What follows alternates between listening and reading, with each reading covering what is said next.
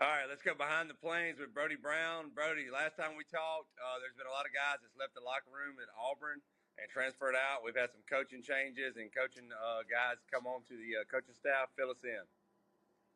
Yeah, the portal's been a little busy in the last week. Um, Had a few offensive linemen that's hit the portal. DeAndre Carter, probably the most bigger one. The one that probably hurts the most. The rest of them are kind of reserve guys, depth pieces, but you would have thought DeAndre Carter might have been able to play a little bit next year. Kind of a big time recruit from a couple of years ago. I think it was Freeze's first recruiting class that we got him. Um, but maybe he's a bigger inside lineman. Maybe he doesn't fit, um, Gullish scheme or something like that. I don't know. Um, the two biggest ones, and one of them hit last night. Malcolm Simmons, he hit the portal. Um, he probably would have been pretty fun to see in this new offense. Um, but what I've heard, I think that was kind of in the works already, especially since the off-field issues from last or from before the season. But the one that hurts the most and it stings is Jay Crawford, our best cornerback, lockdown corner.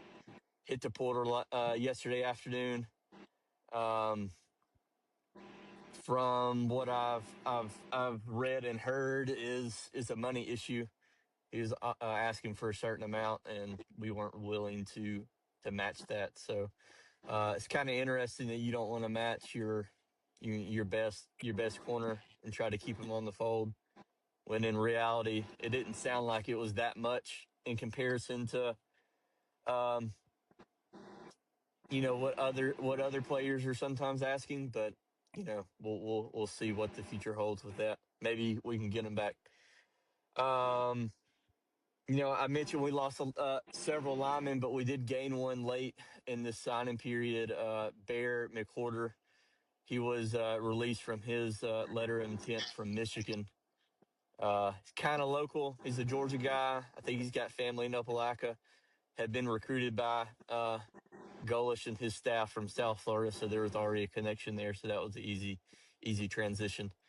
Um, a few guys have declared for the draft. Keldrick Falk. Kieran Crawford actually declared last night as their two best edge rushers there. Falk was